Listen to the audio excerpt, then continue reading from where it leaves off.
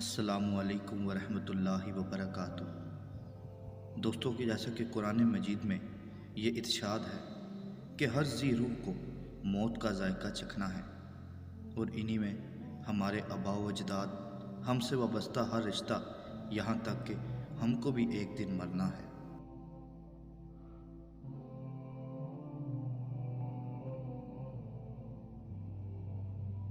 ہمارے آباء و اجداد اور ہم سے وابستہ وہ رشتے جن کی ہم آنکھوں کا تارا ہوا کرتے تھے،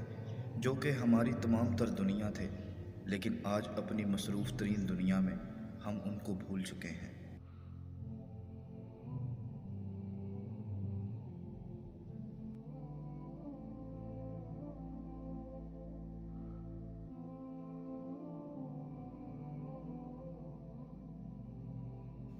انہی پچھڑے ہوئے لوگوں میں عظیم تر رشتہ ماں باپ کا ہے،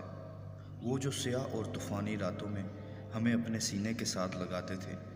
آج انہی سیاہ اور طوفانی راتوں میں اکیلے اپنے قبروں میں ہیں۔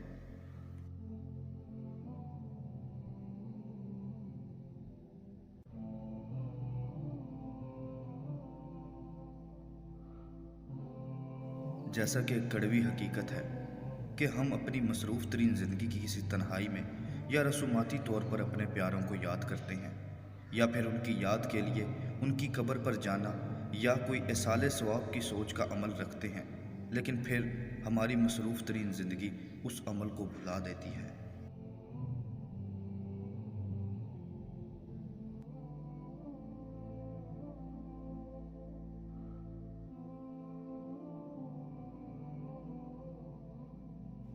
آیا کہ جب ہم اپنی مصروف ترین زندگی کی کسی تنہائی میں اپنے پیاروں کو یاد کریں، یا ہمیں ان کی قبر پر جانے کا موقع ملے، یا ان کے لیے کوئی ایصال ثواب کرنے کا عمل درکار ہو، تو قرآن و حدیث میں ایسے کون سے عمل ہیں جس سے ہم اپنے پیاروں کو اگلی زندگی میں فائدہ دے سکتے ہیں؟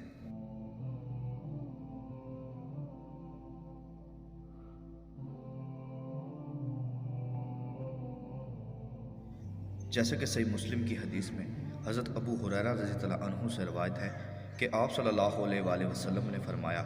جب انسان فوت ہو جائے تو اس کا عمل منقطع ہو جاتا ہے، سوائے 3 اعمال کے وہ منقطع نہیں ہوتے: صدقہ جاریہ، یا ایسا علم جس سے فائدہ اٹھایا جائے، یا نیک اولاد جو اس کے لیے دعا کرے۔ دوستو، صحیح مسلم کی حدیث میں آپ صلی اللہ علیہ وآلہ وسلم نے 3 اعمال کا ذکر کیا، جس میں سے پہلا کہ وہ شخص خود کوئی ایسا عمل جیسا کہ کوئی مسجد بنا دے، پانی کا کنواں یا کوئی فلٹریشن پلانٹ لگا دے، یا کسی یتیم یا بے سہارا لوگوں کی کفالت کا ایسا ذریعہ بنا کر جائے جس سے ان کی زندگی کا گزر بسر ہوتا رہے۔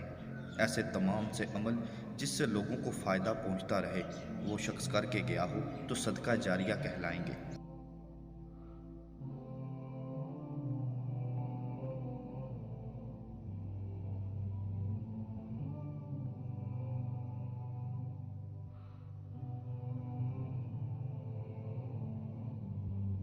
اور اسی طرح دوسرے نمبر پر جو عمل ہے وہ ہے ایسا علم چھوڑ کر گیا ہو جس سے لوگ فائدہ اٹھائیں۔ مثال کے طور پر جیسے امام بخاری اور امام مسلم نے صحیح بخاری اور صحیح مسلم کتابوں میں بہت سی احادیث کا ذخیرہ جمع کیا، جن کو آج لوگ پڑھ کر اور دوسروں کو بتا کر اور اس پر عمل بھی کرتے ہیں، تو یہ تمام تر عمل کرنے کا ثواب ان کی روحوں کو پہنچتا ہے۔ اور اسی میں بھی کہ کوئی شخص اگر قرآن مجید کی تعلیم دے تو اس کے مرنے کے بعد اس کے شاگرد اس علم کو پھیلائیں، اور اس پر عمل جتنے کریں گے اس تمام تر کا ثواب بھی اس کی روح کو پہنچے گا۔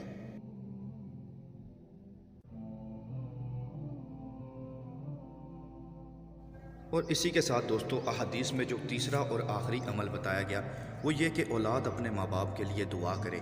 اور اس کی ایک عام مثال کہ جو شخص 5 وقت کا نمازی ہے، وہ اگر سنتیں، فرض اور نوافل کی ادائیگی کرتا ہے تو وہ نہ جانے دن میں کتنی مرتبہ اپنے ماں باپ کے لیے دعا کرتا ہے کہ ربنا اغفر لی ولی والدیہ، کہ اے اللہ میرے والدین کو بخش دے۔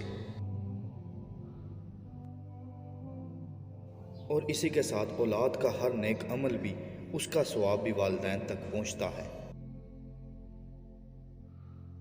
جیسے کہ سنن ابن ماجہ کی حدیث میں آپ صلی اللہ علیہ وآلہ وسلم نے فرمایا، جنت میں آدمی کا درجہ بلند کیا جاتا ہے، وہ کہتا ہے یہ کس وجہ سے ہوا؟ اسے کہا جاتا ہے کہ تیری اولاد کے تیرے لیے دعائے مغفرت کرنے کی وجہ سے۔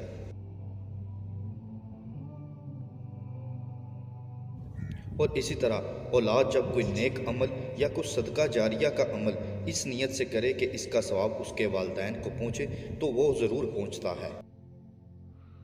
جیسا کہ صحیح بخاری اور سنن نسائی کی حدیث میں سعد بن عبادہ رضی اللہ عنہ کی ماں عمرہ بنت مسعود کا انتقال ہوا تو وہ ان کی خدمت میں موجود نہیں تھے۔ سنن نسائی کی حدیث کے مطابق وہ کسی غزوے میں تھے جس وجہ سے وہ نہیں آ سکے۔ انہوں نے آ کر آپ صلی اللہ علیہ وآلہ وسلم سے پوچھا، یا رسول اللہ، میری والدہ کا جب انتقال ہوا تو میں ان کی خدمت میں حاضر نہیں تھا، کیا اگر میں کوئی چیز صدقہ کروں تو اس سے انہیں فائدہ پہنچ سکتا ہے؟ آپ صلی اللہ علیہ وآلہ وسلم نے اسبات میں یعنی کہ ہاں میں جواب دیا تو انہوں نے کہا کہ میں آپ کو گواہ بناتا ہوں کہ میرا مخراہ نامی باغ میں نے ان کے لیے صدقہ کیا۔